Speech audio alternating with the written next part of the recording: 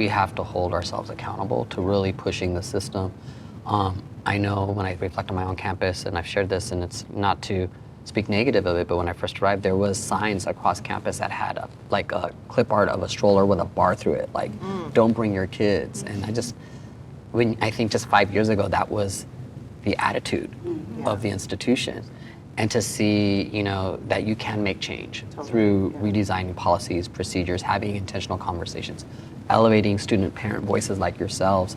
I think that's why we talked about Dr. Luke Wood and having an advocate at Sac State, like make sure he understands that parent-student experience so it gets elevated. So it's not, like you said, we destigmatize it. It's not a perspective that is an added on perspective, but it's central to the conversations we're having about culture and climate and belonging on our campuses. Absolutely. Because if we design the system to support student parents, all students are going to benefit from that culture change.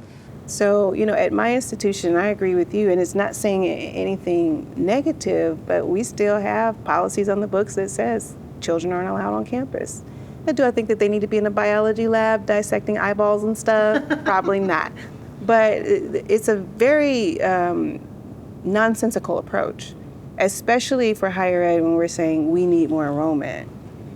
You need butts and seeds. So don't you want to get the babies exposed now? Even if they don't come to my institution, they know they can go somewhere. Yeah. And that's the mind frame that I'm trying to change on our campus. And I'll tell this really quick story, but we had a student, a little something, and I'm gonna call him Bobby, little guy.